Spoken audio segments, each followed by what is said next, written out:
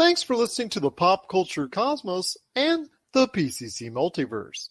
Check out more great podcasts today on one of these awesome affiliate networks. You're listening to a Weeby Geeks Network podcast. You're listening to the ESO Network, your station for all things geek. The Tangibound Network. Check it out. TangiboundNetwork.com. Listen to this show, the latest episode, every time. A proud member of the Gonna Geek Network. The opinions expressed are those of each individual. Check out all the other geeky podcasts over at GonnaGeekNetwork.com and get ready, because geekiness begins in 3, 2, 1.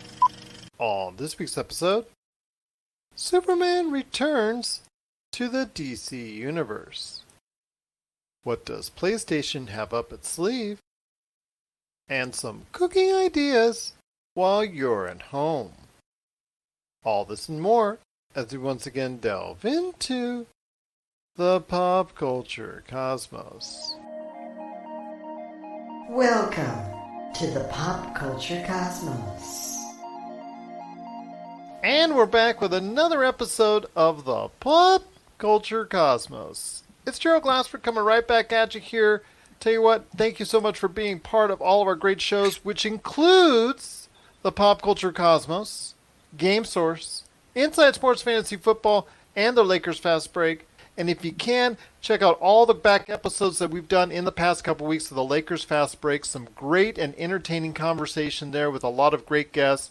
Also as well, if you get a chance on our Pop Culture Cosmos Facebook area, you can check out our videos that we've done each and every week devoted to our ongoing D&D game, The Lost Mine of Foundiverse. So if you get a chance, check that out. It's very interesting viewing. We're on 24 hours so far of coverage, 6 different parts. It's almost like the Justice League there. So if you get a chance, check it out. I hope you're really into Dungeons & Dragons. This truly cannot thank you enough. Plus, we've got more great stuff coming on the way. Some special things in mind here coming up right here at the Pop Culture Cosmos. Well, Josh is still doing things behind the scenes for the Pop Culture Cosmos. So, taking his place once again, he is the man, the myth, the legend from the HunnicOutcasts. You got to catch what he's doing today at the HunnicOutcasts on Facebook. It is Noah Ian Fein. And Noah, thanks for returning back on the show. Yeah, we were talking about some things off the air, and he asked me to come back, which is actually an interesting topic that I know a few years ago I invited you when I had my podcast, when I decided to discuss Justice League. Well, hold on here. We'll get to that in a sec, because Henry Cavill, with all the talk and what's going on with a Snyder cut for Justice League, which is going to come to HBO Max in 2021, we will be talking about Henry Cavill's re-involvement with the DC Universe coming up here in a sec. Plus, Noah Ian Fein and I will also be talking about what plans PlayStation might, or what we hope PlayStation might talk about coming up here next week, because they have a special announcement, a special virtual conference, so to speak. Is it something that was going to replace what they had planned at E3? We'll know June 4th when PlayStation talks a lot about the PlayStation 5 coming up here later in the program. Plus, Ben Arnot from the Smoking Hot Confessions is back. He's going to weigh in on the Snyder Cut, his hopes for it, his thoughts on it, plus some great ideas for cooking during the middle of the pandemic. He's going to be talking about a seafood boil and some beef and bacon stew, which, if you see it on the internet, I'll tell you what, actually I will drop it as the JPEG for this week's show. So you're going to love to see what he's got cooking up this week on the Pop Culture Cosmos. And then on the back end, we're going to briefly run down number 70 to 79 on our top 100 Pop Culture Cosmos films. But first, my friend, it is Henry Cavill.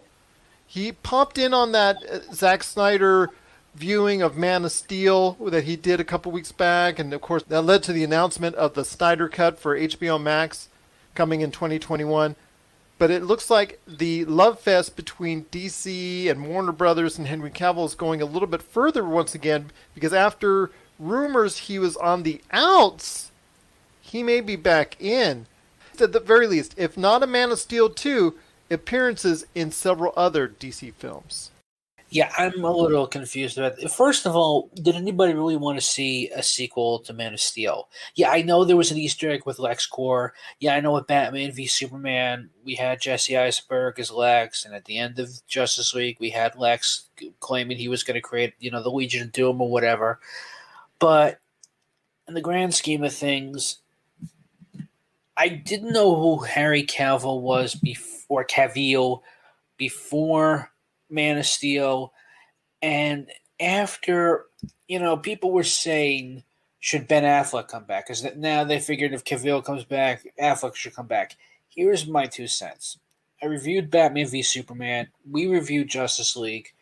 My argument is it's a very tense situation because I don't think he was really happy with the direction that it was going in.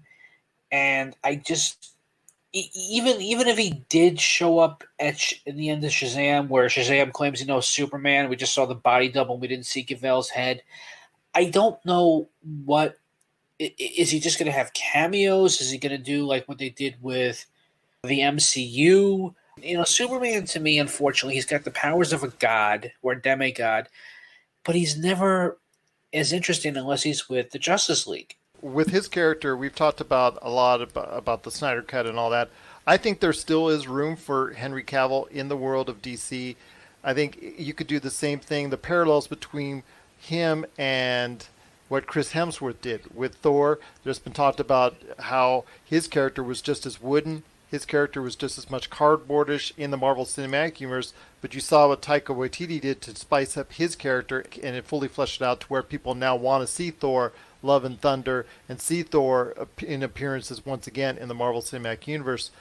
And to see Henry Cavill within the DC Universe, there's also been talk about, of course, a Man of Steel 2, but also interjecting into Shazam, which could help him as well, as far as a little bit lighter tone, a little bit lighter feel, and him playing, like you said, a good cop, bad cop, but also being in the Black Adam movie with Dwayne "The Rock" Johnson. Those two are friends, and they've talked about appearing in a movie together before, and this seems like it's a good opportunity for them to go ahead and spice up not only his character, Henry Cavill's in Superman, but also get even more notoriety to the Black Adam concept in the Black Adam film, which I think would probably only help it achieve that type of real big status that Shazam has not attained as of yet.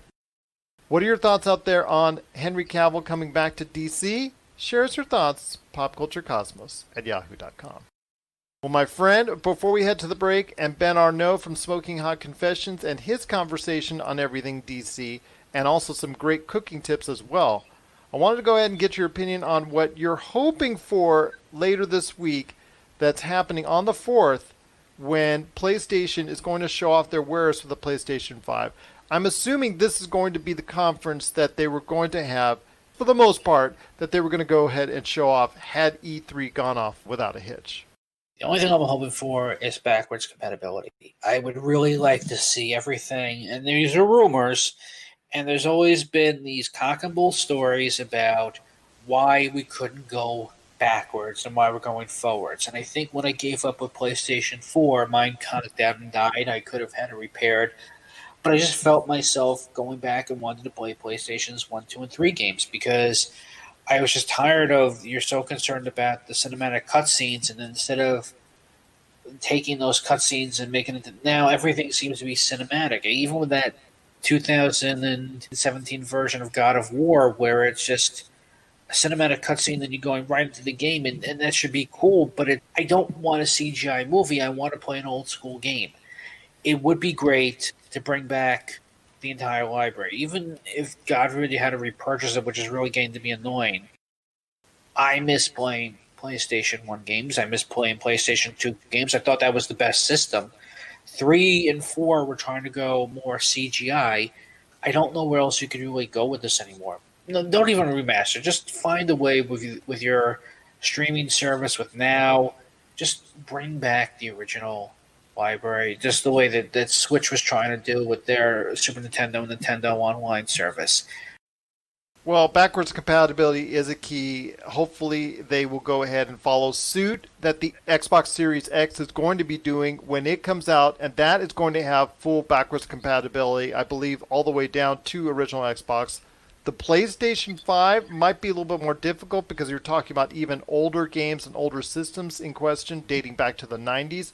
I'm hoping that that's the case and they'll be able to, because PlayStation Now is a service, as Josh has gone on the record many times, and I agree with him, that it's just overabundant in price, not really good the value that you get out of it, and just something that is very antiquated and something that should be evolved into a free service for the PlayStation 5, or at least, like you said, built-in compatibility where you can pop in a PlayStation game or a PlayStation 2 game into PlayStation 5, and there you go. So I'm hopeful for that. I'm also hoping that they'll go ahead and elaborate more on the types of games that are going to be exclusive to PlayStation 5 and why they should make a difference in you going ahead and coming to the conclusion that you should choose the PlayStation 5 over the Xbox Series X, because they're going to be at a price point at $500 or thereabouts that you're only going to be able to really afford just one at the present time.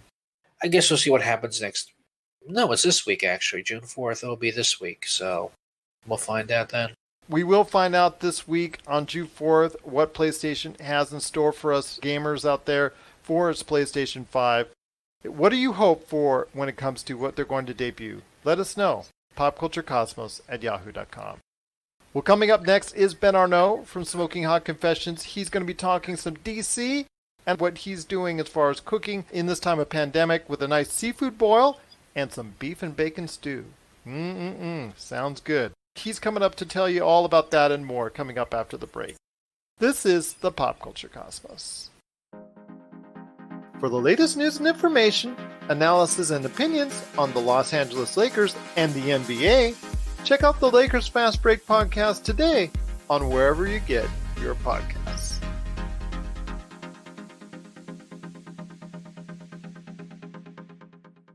Once again, I'm on with Ben Arnot from Smoking Hot Confessions. You got to check out his entire experience, starting with SmokingHotConfessions.com, Smoking Hot Confessions, the podcast, available everywhere you get your podcasts, his book, all of his videos, and of course, his new game show, which you can check out at Smoking Hot Confessions on Facebook.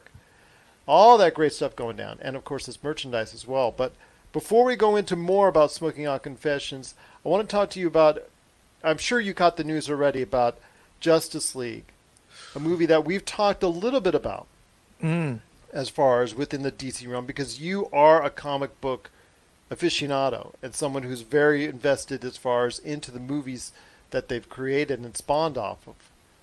The Justice League is now coming to 2021 to HBO Max with a original cut from Zack Snyder, who is the director for most of the actual Justice League, but he's got enough footage for possibly even as much as 6 episodes to make it into a 6-episode series. So I want to hear your thoughts. Oh, wow. Yeah. So I mean, it's either going to be a 4-hour movie or 6-episode thing. So that's something right there that's very interesting, my friend. I was, and Josh and I were actually really excited to hear that news. So I want to hear your thoughts when you first heard about the Zack Snyder cut actually being real. For so long it was just such a rumor. It was a myth. It was a complete myth. So tell me your thoughts. The Bigfoot of the movie world. Yeah, the Bigfoot, absolutely. So I want to hear your thoughts on this Bigfoot of the movie world. Does it make you excited about the DC universe once again? It's going to make me give it one more chance, to be honest. Well, let me clarify. It's going to make me give the Justice League films one more chance. I still think that the Wonder Woman film is one of the best ones ever from anybody. I think it's wonderful. And I know that a lot of people kind of threw sand at it, but I really enjoyed Birds of Prey. I was just laughing all the way through that. I had a really good time watching that. So, I mean, those ones aside, I'm talking just about the Justice League ones. I have tried 3 times to rewatch Batman vs. Superman. I've tried twice to rewatch Justice League, and I get 12 minutes in, I'm just, change it. But I will give it like a good go. If Zack Snyder is able to get it out and we actually get to see his original vision for it, then it could be interesting. But like, a 4-hour movie, or what, And that's 6 something 40-minute episodic. episodes. Ooh, I think I'd probably almost take a part 1, part 2 movie, like 2 2-hour movies. But Interesting. yeah. I don't know that I could sit there for 4 hours. Like, I mean, it's at the end of the day, it's still going to be Justice League. It's not Braveheart. You know, but yeah, I just realised that like half your audience now is just going to be screaming at me through their earbuds. No worries. But no, I mean, you look at something like The Mandalorian and just how good that was as a TV show, but that was designed to be done that way. And I think taking a 4-hour Justice League cut, and I mean, it also depends on how much budget they're going to put into polishing it up, because a lot of those cut scenes aren't going to have already been finished. Yeah, they're putting about 20 to 30 million. They're not adding new scenes. So the actors, we thought the actors were going to be brought back because all of them had given their approval to come back. But it looks like it's just going to be, you know, like you were talking about earlier when it comes to CGI, green screening, CGI, music, scoring, dialogue changes. That's what's going to be done and changed to the added scenes that were left on the cutting room floor. But there's not going to be any extra shots in particular. They're not going to bring like Ben Affleck in to shoot extra scenes or anything like that. So that was a rumor that was going to happen, but it was quickly shot down. So that part I'm a little bit sad about. I'd love to see, you know, all the different members of the Justice League get together to shoot some more scenes, but it looks like, according to what we hear from Zack Snyder, he will still have enough to provide us, despite the fact that Warner Brothers said, you know what, we're just going to limit you on exactly what you can do with this cut. Yeah, that'll be interesting. So I guess 20 to 30 million. I mean, what was Justice League the first time? 2.5 hours. So they're going to add almost half. They're going to almost double it. I don't know if that budget's going to be enough to bring the new bits up to the same level as the old bits. You know what I mean? Yeah. So that'll be interesting. It's a bit of a cause for concern. But I'm going to throw a question back at you. If we're going to see the Zack Snyder cut of Justice League, are you interested in seeing the director, David Ayers? His cut of Suicide Squad with all the Joker stuff back into it. Would you be interested in seeing that? I guess I would. Suicide Squad. You know, see, I'm one of the few that give Justice League I'm not giving a passing grade, but I say on a scale of 1 to 10, I've always said that, you know, around a 5, 5.5, whatnot. So for me, it's watchable enough. But I've been roasted for it too. But Suicide Squad, because of Cara Delevingne, or the antagonist in the movie, her role was just god awful. So I don't know how you're going to be able to sugarcoat that. But yeah, I wouldn't mind that happening if David Ayers gets a chance to go ahead and make a Ayers cut of the Suicide Squad. I mean, I guess if this is a hit on HBO Max, then that's going to open up a lot of things as far as not only for that, but also as well, for more Justice League movies, perhaps, or Justice League episode series, or things like that. Yeah. I have a feeling it will, because if it's a big hit on HBO Max, they need all the content they can get, and an Ayers cut could be something that they say, you know what, we'll go ahead and do that too. Although for me, I don't think they can make that as pretty. They can pretty that up as well as they could the Justice League. No. It'd just be nice to have a consistent theme and style through that new Justice League. Well, and that's the thing. That's why Josh and I are so hopeful for its success, is because I want it to reignite. We both do want it to reignite the DCEU. I mean, Wonder Woman was a great movie. Was a very good movie. Excuse me. Also, Aquaman was a very fun movie. And that was good. Yeah. The Batman, Joker, all these movies that are coming out. That's great that they all come out, but they're all standing alone. They're all standalone movies. They're all movies that they don't have a goal or an infinite mission at the end. And people have said, well, why do you want to copy what Marvel's doing? Marvel sets the bar here with whatever they've done in the Marvel Cinematic Universe. Set it even higher. If you want Darkseid to be your ultimate baddie, that's fine. You can do that all you want, but it makes much more sense to me if you have, the Shazams, the Black Adams, whatever movies are going to come out, all tie in together, and not just with, okay, a Wonder Woman's going to make an appearance on the next Aquaman or something like that. Give them a reason to all exist in the first place, because we no longer should be able to, as moviegoers, be able to just go ahead and say, you know what, I'm going to go watch this movie, but there's no real goal. There's no real incentive for me to go ahead and watch every single movie if I don't want to. I mean, with you and I talking about the Marvel Cinematic Universe so long, it always seemed essential that we needed to at least check it out, no matter how differential we would think of a movie is, or how good a movie we think it is in the Marvel Cinematic Universe. We always had to check out each one to make sure where it ties in. And that's the way the DCEU should be, is because you give it an ultimate goal, an ultimate endpoint, some effective way to do it. And the Justice League, for me, was that, hopefully was going to be that end thing. But unfortunately, it was just so bad to get off to such a rocky start. I can understand why they stopped it, but to have these movies continue like this, where there's just one shot after one shot with a sequel, it just seems so very self-contained.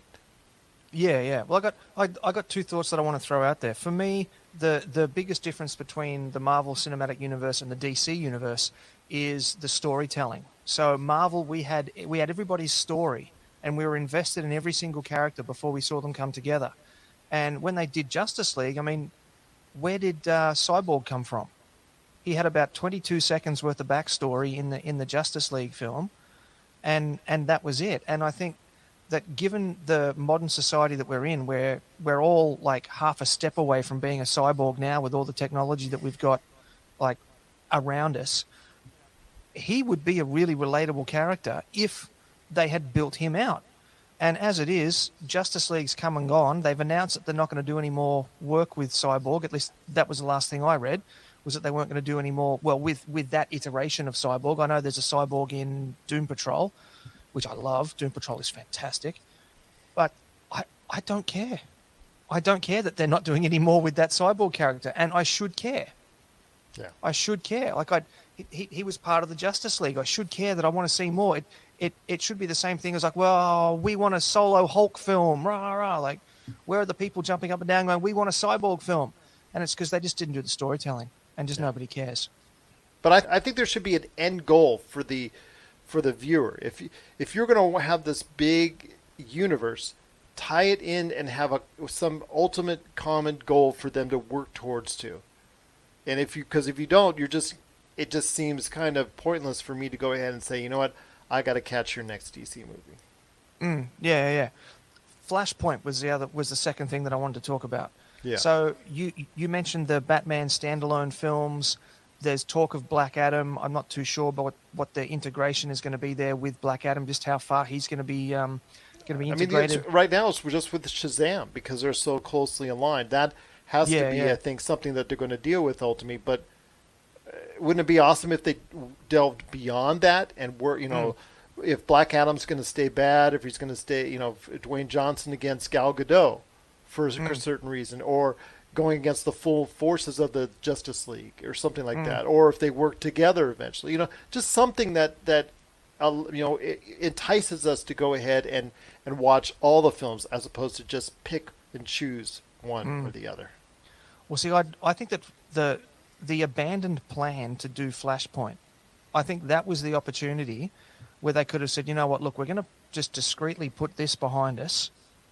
We're going to make these new standalone films with the new vampire Batman, and I don't know how they're going to shoot his shower scene because his skin's all just going to sparkle and but that was their opportunity to sort of hit the reset button and bring in new actors in those characters and flesh out the storylines in the way that they hadn't done before.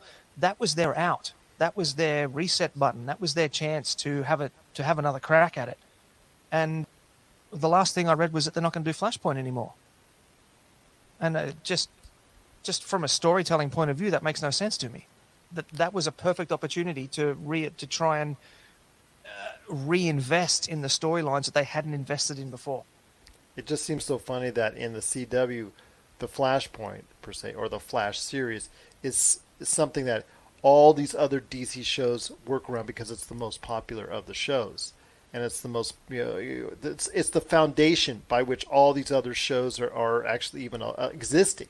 It's because that show did so well, and of course the Flashpoint of Infinite Crisis and all that all tied them together, and it worked so well for CW. And here in the movies, Ezra Miller, he's a wisecracking sidekick, and that's all he is.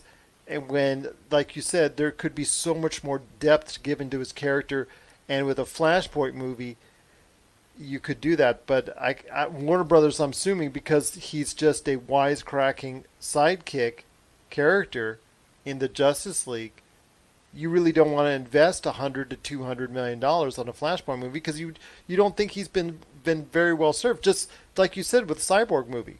Why would you actually really at this point invest in a Cyborg movie the way he's been represented? No. But I did like Ezra Miller's Flash. I felt that they could have done more with him, as you just said, he was underutilized.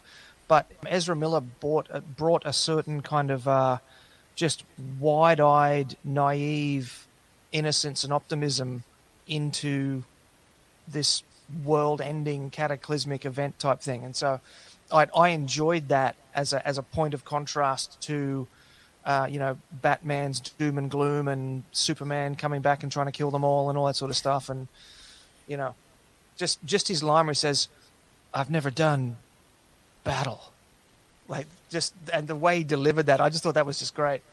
Seeing as you mentioned CW, can I ask you, Ruby Rose quitting as Batwoman, care or not? I actually care because she was actually very good in the role. I thought so too. It's just now it gets to the point where we've seen this before on other shows where for some reason the lead actor leaves, but you have to have someone that plays that same exact role.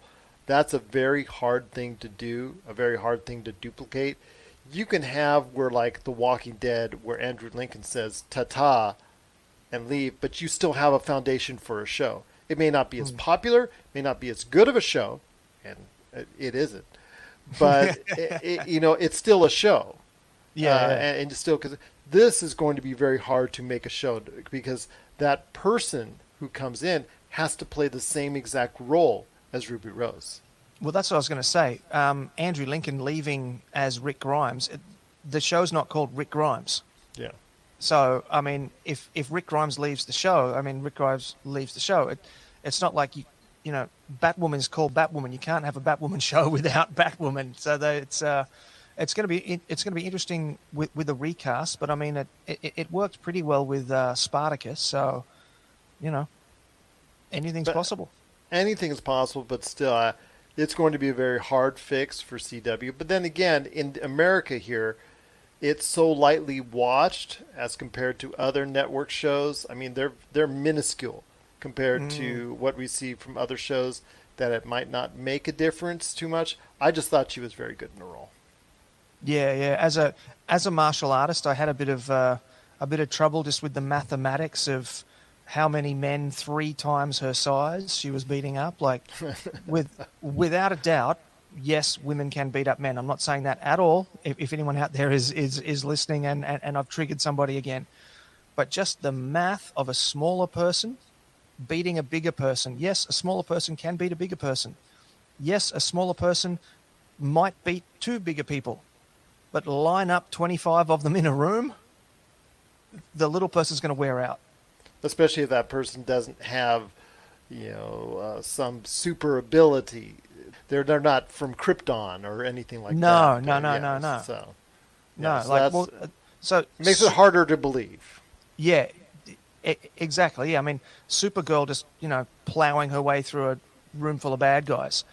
Absolutely, of course. She's from Krypton. She's Supergirl. Of course she can do it. But at the end of the day, Batwoman is a human, and so she's got the same limitations on her as Batman. So, I mean, Batman himself, he's not going to be able to fight his way through a room full of 25 goons either. But just the mathematics of, someone, male or woman, 100 pounds ring and wet, is going to fight through 25 200-pound guys.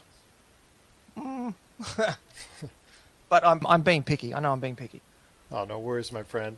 You're listening to the Pop Culture Cosmos. Don't touch that dial. Wait, do people still use dials? Coming soon, Zero Cool Films presents Action Figure Adventure. Super collector Jay Bartlett hits the road once again in search of action figures' most iconic and noteworthy and rare figures, all in the name of creating the most ultimate action figure auction ever. He fronts the cash, the charity benefits in the end. What will he get, how will he get it, and how well will he do? Find out November 1st, 2020. Before we let you go, Ben Arnot, or at least before we let you speak all the wonders of the outstanding experience known as Smoking Out Confessions, you got to tell me it's been kind of hard in the middle of a pandemic, you being the grill master that you are, you being used to being outdoors a lot, festivals, barbecues, pretty much so many times a week. You would send the pictures up on your social media, I see it all the time, whatnot. It's been a change for you, hasn't it not? Look, it's been huge. So 2019, 26 fortnights, I was away from home for, I think, 20 of them. So it was almost every other weekend I was going out to a festival, working at a competition, doing live demos, cooking on stage, managing the overall barbecue stage, doing social media for these festivals, running around shooting video interviews, as you alluded to before.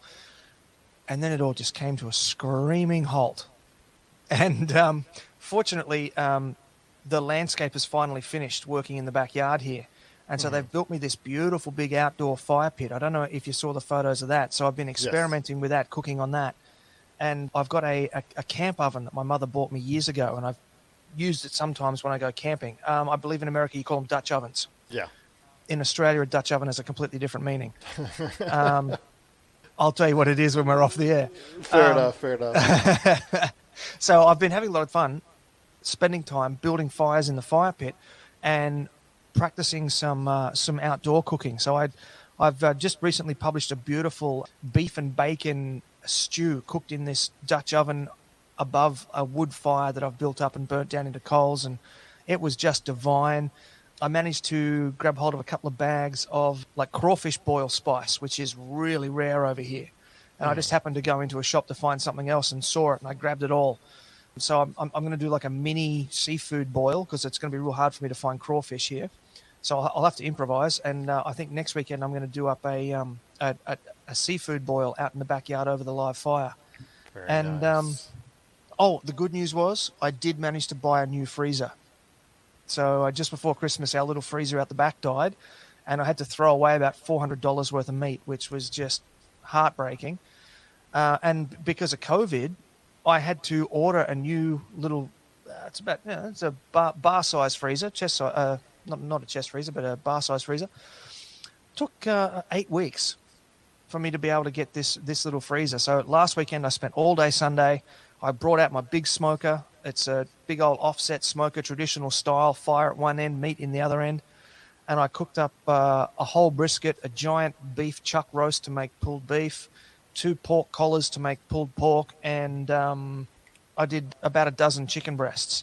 Oh. And I also got like a huge like whole ribeye and cut them into steaks myself. And I just absolutely flogged my vacuum sealer, absolutely whipped that poor thing silly, and filled half this freezer in one night. So we ended up with 4 meals of steak, 6 meals of brisket, 8 meals of pulled pork, and 10 of pulled beef, and the chicken, and 5 of chicken.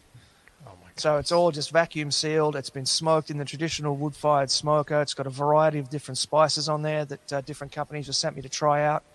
And I'm going to be sort of trickling those photos out over the next couple of weeks. So that's going to be interesting to see that, because there's some really beautiful stuff come off that smoker that day. So, and that's going to be on Smoking Hot Confessions on Facebook. Is that correct? That'll be going out through. So the photos go through Twitter, Instagram, and Facebook. There you go. Got to get TikTok, man. TikTok. You and I have to go on TikTok. I'm already there. Oh. But like I don't know about you, but I'm a podcaster. I don't want to use 4 words if I could use 400. So it's really hard for me to try and squish that down into TikTok. So it's just kind of things like, I open my grill, I close my grill, I open my grill, I close my grill, and that's about as much as I can do with TikTok at the moment. But yeah, it is going to be the next big thing, and we are going to have to get on it, or we are going to get left behind. That's true. I'm going to have to get on it, and my 4 words will be, listen to my show. There you go. Yeah. One last thing I do want to ask you. I mean, you mentioned the beef and bacon stew that what you started off with, the fire pit. I mean, is that something we can create here in America in a home here? Is that something? How would you go about it? I'm pretty sure that I saw Worcestershire sauce over there. Yes. Oh, yeah. Yes. Okay. All right. Very easy to get. Or at yes, least before COVID, it was easy to get. So. Oh, okay. Yeah. In that Who case, knows now? Easy as it was. It was basically I went to the refrigerator, and the carrots and the potatoes. It looked like they'd been in there for a little while. They got chopped up. A couple of cans of tomatoes, a tin of tomato paste. Started off by hanging the camp oven over the coals. Got that hot. Toasted some fennel seeds and some garlic and some onion and some other just aromatics, and then threw the beef in. Browned the beef. Put in the cans of tomatoes and the tomato paste. Sorry, and the bacon. Browned the bacon as well. Threw in the cans of the tomato paste. Let it simmer away for a little while because I used gravy beef, which is it's a really good cost saving tip as well. Because you've got all afternoon to sit around out the fire out there. You might as well save a couple of dollars and just let it simmer for about 3 or 4 hours. And then about an hour before you want to eat, you throw the vegetables in just so the potatoes don't crumble too much from being over cooked. And it's starting to get cold here. We're starting to get winter time, which where I am on the Gold Coast means the temperature's just dropped under 80 degrees. So that's why I'm complaining, because I got to wear a long shirt now. And it's just it's great food for cold weather. It's great for getting veggies into kids. My son just loved it. Sat there, ate it all up. I can usually barely get any veggies in him. And it's cost saving. You're using vegetables that are maybe been sitting in the refrigerator a long time. It's that they've got maybe 1 or 2 days left before you're gonna have to bin them. Chop them up, put them in a stew. Beautiful. And were you using any type of different style bacon? Because you and I have spoken at length about bacon in the past. Do you have a preference on a type of bacon, or is it just, is there a straight up bacon? Because I will tell you, here in America, the Costco chain, if you're able to get a hold of their brand, it's been voted by so many different outlets as the best bacon here in America, and it is truly outstanding. So I didn't know if there was a certain type of bacon. I know you go a lot to your butcher and make sure you get special cuts done. Is that what you prefer doing? Costco is about a 5-hour return drive for me here where I am. So I don't get up there very often. And when I do, I go on my own and I take my SUV and it comes home full. So I'm yet to get out of there for less than $700. And that's pretty shocking. In America, you'd call it streaky bacon, but not the pre-cooked bacon. So I know that over there you can get bacon that's pre-cooked. You just throw it in the microwave and heat it up. Not that one. You want the stuff that you actually you're going to actually cook it yourself on that cast iron, because you want to cook it on cast iron. And if the listeners haven't eaten off cast iron very often, get into that. Cooking on cast iron, nothing tastes as good as cooked on cast iron. Why do you think that is? I think it's to do with the seasoning. So a cast iron, it's not like a regular pot where you just throw it in the dishwasher and then shove it in the cupboard. You've actually got to care for it. You've got to season it. You've got to clean it by hand without using any soap, so that there's a bit of elbow grease has to go into it. You've got to re-oil it before you put it away. And I think it's the seasoning and the age that goes into it. Oh, very interesting. That's something I need to know for the future. I mean, like I said, now the bacon I use from Costco is just truly outstanding, and to do that even more on a cast iron, I think I might have to go ahead and suggest that in the future. So, very interesting. And all the things you learn when you talk to this man. It is Ben Arnot from Smoking Hot Confessions. So before we get on out, my friend, because it's always a great time talking to you about pop culture and also tasty foods, and now that I'm going to be done talking to you pretty soon, I'm going to be thinking about some food and hit in the fridge when I leave here. But your tremendous experience, and I'm so happy for the success that you had. Since we started out 2 years ago, I think I started bothering you. Say, hey, come on my show, man. And you're like, really? Do I have to? But anyways, no, that's not true. I'm kidding. I was like, another podcast wants to talk to me? Yes! All right. Back when you and I were little tiny entities out there in the world of podcasting. Now, mind you, I wish we both got Joe Rogan money, but that's beside the point. That's another conversation, isn't it? Yes, entirely. That was my Friday show. But I will say this, it's just such a great pleasure to talk to you, and I'm so happy for your success. So if you can correlate everyone out there why they need to check out Smoking Hot Confessions, I would truly be indebted to you for doing so. So Smoking Hot Confessions, we believe that better connections are made through barbecue on all different levels. So at the very base level, the most important thing for us is that people get out there and start cooking for their family and their friends. Particularly in times like COVID, you can't get out anyway.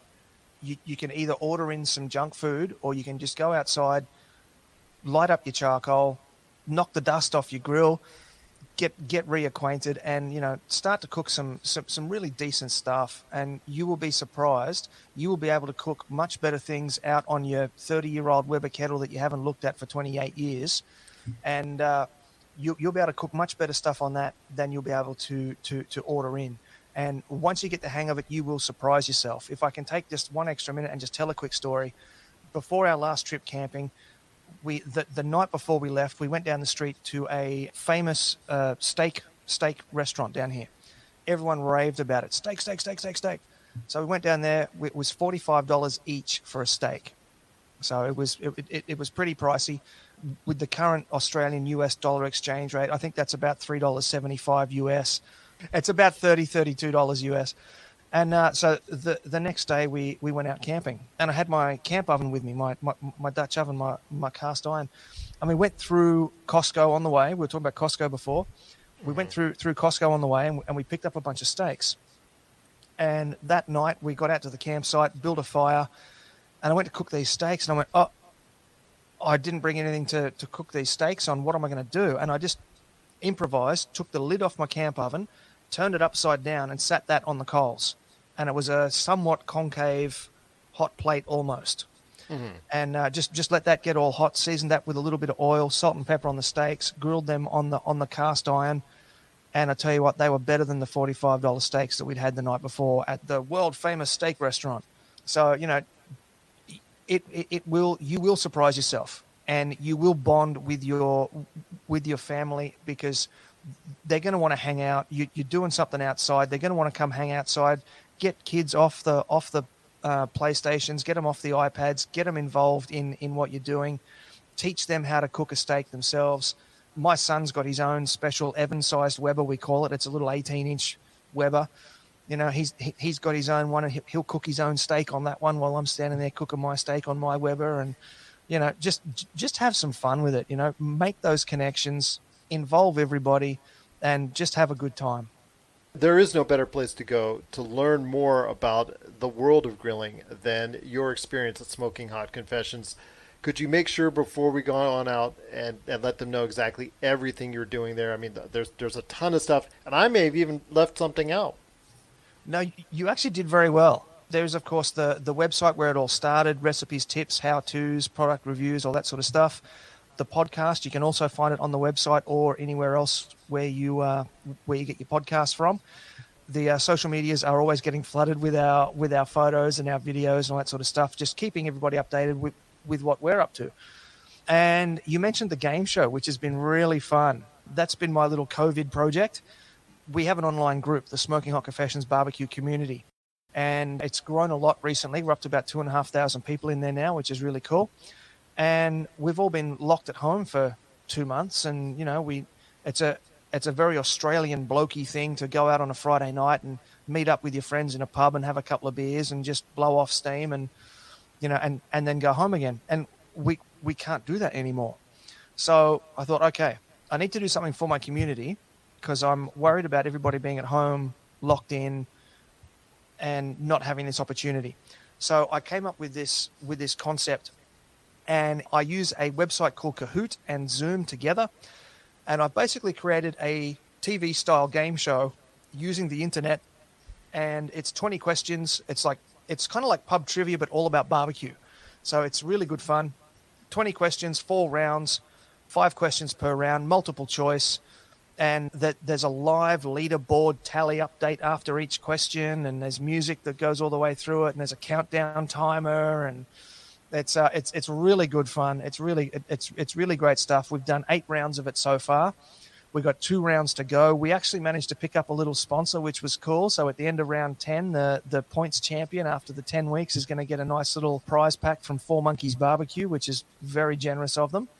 And it's just been great fun. And so we've been doing that on Friday nights from 7:30 to 8:30.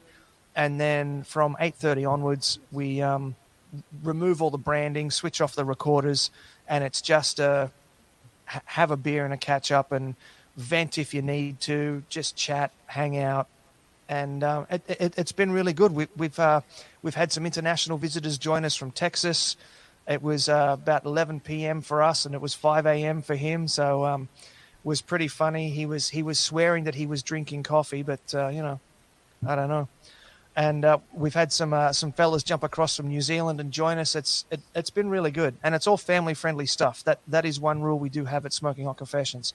So there's been some of the barbecue wives are there. The kids are there coming in and out of camera and stuff. So it's been a good opportunity for the community to reach out to each other and just touch base and just check everybody's going okay.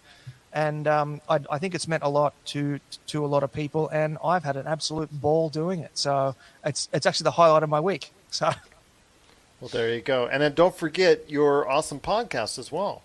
Yeah, the podcast. Yeah, so we just turned 100 there just a few weeks ago, which was very exciting. So as with a lot of businesses, you've got to switch and pivot through COVID. So as you know, Smoking Hot Confessions had been a series-based podcast. So I would come up with a theme within the barbecue world.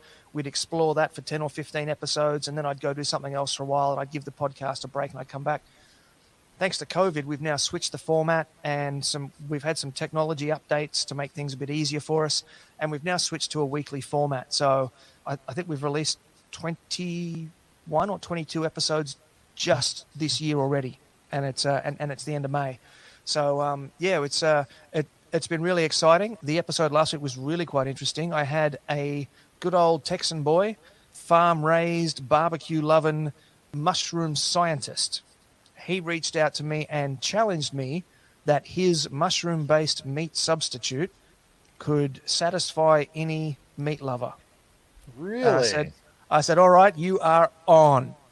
So he came on the show, and I, if you'll excuse the pun, I grilled him for an hour. I was pretty brutal with him. Because I wasn't convinced. And thanks to COVID, the Australia Post delivery was late, so I didn't get the product in time to be able to try it before I could speak to him. But I cooked up 2 meals out of it after that, and I got to tell you, it was pretty good. There you go. That's awesome. Hey, you never know. These substitutes are starting to get a little bit better each and every time they start going ahead and evolving. I mean, what we saw even 2 years ago is just nothing compared to what we see now. I mean, it's really good. It's getting better. Quite can't beat the real thing, but that gap is getting closer and closer. Oh, yeah. Their pulled pork burger, which is really, it's a pulled mushroom burger. I would say it was 90% there. Like, it was still not pulled pork, but it was really close. Really close. And considering all the health benefits and things, it's a very interesting product. It's called Fable. Very interesting. All right, we're going to have to check that out. But I tell you what, there's no better place to go for anything as far as barbecuing or just having a good time and just checking out all the fascinating things that there is to do within the Smoking Hot Confessions experience. So I'll tell you what, if you are not seen it yet, you got to go check it out. The whole 9 yards, the podcast, the game show, all the videos, the website, Smoking Hot Confessions. And while you're there, get some merchandise because that'll help Ben Arnot as well. Thank you. Well, my friend, it's been a great conversation as always. Talking pop culture, talking some great cooking ideas, how you're coping in this age of COVID, It's just so great to hear your insight, and I look forward to speaking to you once again real soon. Me too, mate. Thank you for having me again. Oh, awesome. Always great to have you here at the Pop Culture Cosmos. If you need your video game fix, be sure to check out Retro City Games. Located in Town Square on Las Vegas Boulevard or in Henderson, Nevada, Retro City Games has the cure for all your video game vices. Retro games and games for current consoles, Nintendo, Sega, PlayStation, Xbox, and more. Retro City Games has all the staples from any library and some highly collectible offerings too. So pick up a few games today at Retro City Games in Town Square on Las Vegas Boulevard or in Henderson, Nevada. Retro City Games is your video game metropolis. I want to thank Ben Arnot from Smoking Hot Confessions for appearing on the show once again today. I'm back with Noah Ian Fein, and Noah, it's that time again. We're counting down another set of films in our Top 100 Pop Culture Cosmos movie countdown. And we're going to start off with 79, and I'm going to get you, sucker. Talk about one of the most underrated 80s classics. Yes. Love this movie. I can't quote it because I'm sure this is a family-friendly show. Yes. However, this is not only a great rainy day movie, you got to go back and watch I'm going to get you, sucker. I'm going to get you, sucker, indeed. It's going to be something that you need to check out. It's really funny. The Wayans brothers and the mastermind behind it all, Keenan Ivan Wayans. Such a great film. I hope everybody gives it a chance. That's I'm Gonna Get You Sucker at number 79. Inception. Yeah, that's at 78. It's just really something that the visuals of it at that point in time really seemed to amaze viewers. And I think that's why it's still gripping to us today. Even though it's been repeated on a number of occasions, Doctor Strange is the most comparable movie to it. So your thoughts on Inception at number 78? You really have to sit there with an open mind, because if I understand this movie, and I only saw it once, because I felt it was that if you want to steal somebody's ideas and get away with it, you go inside their dreams. This is really the most talked about movie, and I feel bad that Nolan didn't get the credit he deserved for this one. And the more I think about it, this should be in the top 25. This is one I really would like to talk about again sometime. Number 77 is probably one of the biggest surprises on this list. A movie that has been forgotten by many, and just for many out there realizes how old they are, because Ryan Reynolds starred in this movie 15 years ago. And that is Just Friends with Amy Smart and Ryan Reynolds. Movie didn't do so well, but it seems to have lingered in with with some fans of ours, because it has been voted in at number 77, Just Friends.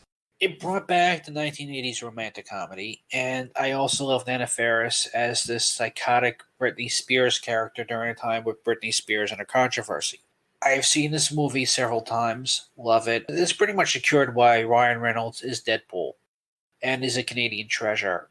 Number 76 is also something that I'm going to tell you right now, my friend, it should be much lower on the list. And that is Lord of the Rings, Two Towers, which, in my opinion, of the three films, which are all fantastic, this to me is the best film of the series. That's Lord of the Rings, Two Towers. I saw this movie 5 times in the theaters, bought the One Ring, until it actually turned my finger green like Gollum. I was a huge fan. That is Lord of the Rings, Two Towers. I'll tell you what, it is truly a remarkable film. And again, I cannot thank everyone for voting for that movie in the top 100. Should have been a little bit lower, but you know what? I'm so glad it's there nonetheless. And in my opinion, the best of the outstanding trilogy of the Lord of the Rings films. Coming up at number 76, a very funny movie, and one that inspires comedians even to this day as far as slapstick comedy and breaking the fourth wall and that whole 9 yards, and that is Naked Gun. Leslie Nielsen is at his finest in the Naked Gun series. Yes, unfortunately, it does involve O.J. Simpson, and of course, it was a failed series, Police Squad, on ABC, that brought out this great movie that was a big hit at the time, and that's Naked Gun. This should be lower on the list, too, sadly, because I don't think they make comedies like this anymore, because now it's all about, pop culture references and toilet humor that I don't think they kind of get today. And that's The Naked Gun. That is now at number 75. Number 74 we come to right now, my friend, and that is Starship Troopers. Would you like to know more? You gotta watch this movie. And again, Maybe it's me, maybe I'm biased, but this is one of these movies that I feel should be a little bit lower on the list. Maybe in the top 30 to be fair. But, yeah. Well, it did okay when it came out in theaters, didn't do great, but it's taken on a new life in video, as so many other films have, achieved a cult status.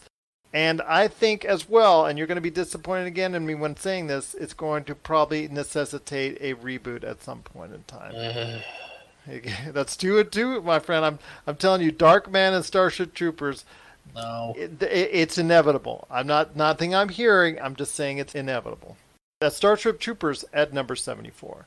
Number 73 is The Departed, a movie that's well thought of, had an A-list of top shelf actors and actresses that were very much a part of that movie.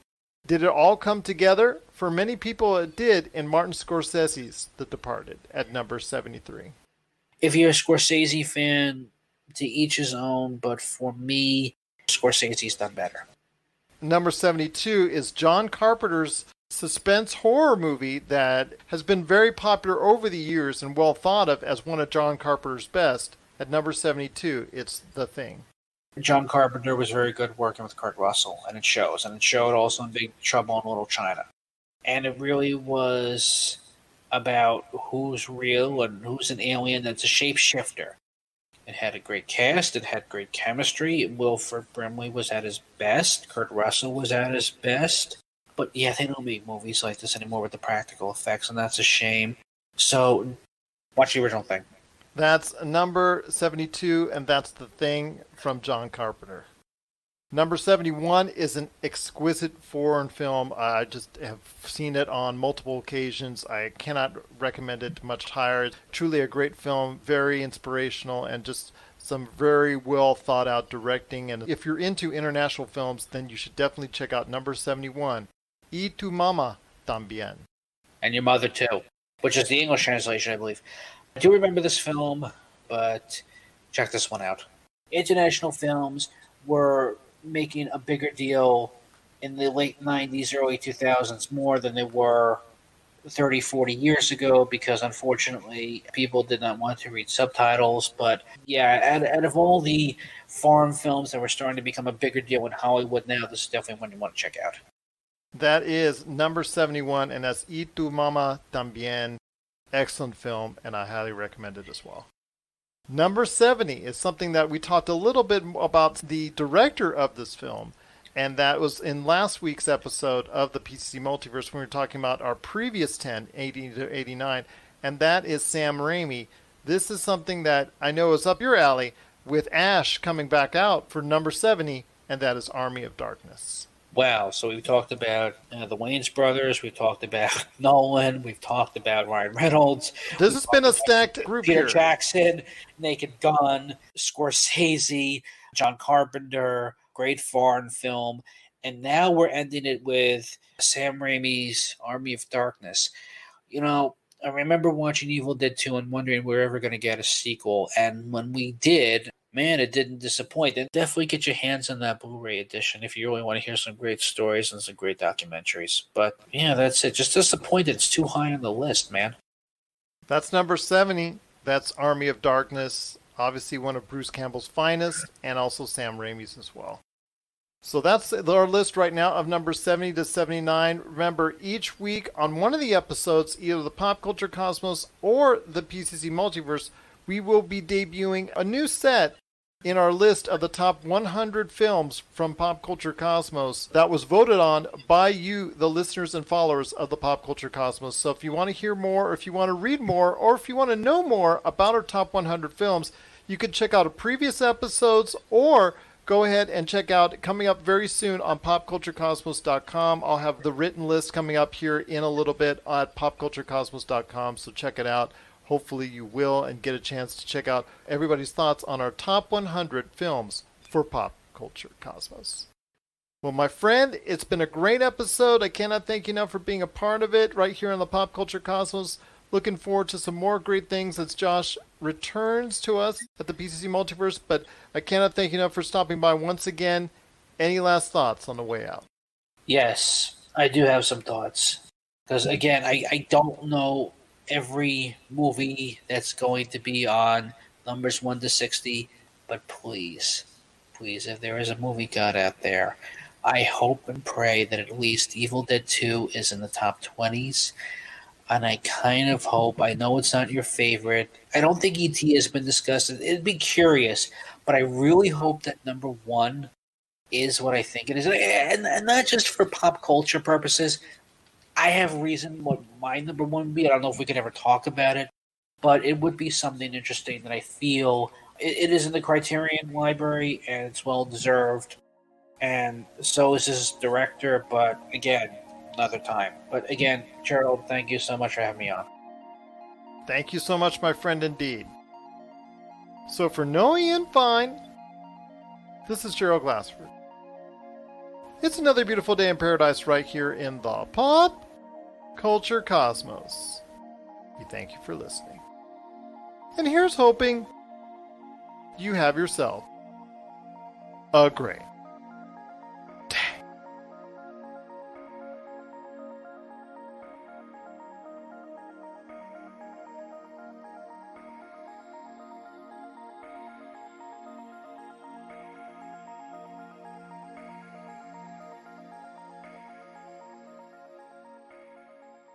You have 30 seconds to describe Thunder Talk It's pop culture. With a twist. It's music. LGBTQ+. and comedy. Well, dark comedy. It's nerd junk. It's comic books. Video games. Conventions. Yeah, nerd junk. And social commentary. It's woke, yo. Yeah, and nerd junk. Woke nerd junk. Thunder Talk is all over the place. Every place you want to be. Thunder Talk is a proud member of the ESO Network. Find us at thundertalk.org and download us on all podcast platforms. You're listening to a Weeby Geeks Network podcast. This has been a broadcast of the ESO Network. Be part of the crew and help support our shows by donating to our ESO Patreon or by shopping through Amazon.com or the TeePublic store, which can all be found at www.esonetwork.com. The ESO Network, your station for all things geek. Tangent Bound Network. Let your voice be heard. TangentBoundNetwork.com. Thanks so much for downloading the Pop Culture Cosmos, and stay tuned as more great podcasts are on the way. Thanks again for listening to us here at the Pop Culture Cosmos.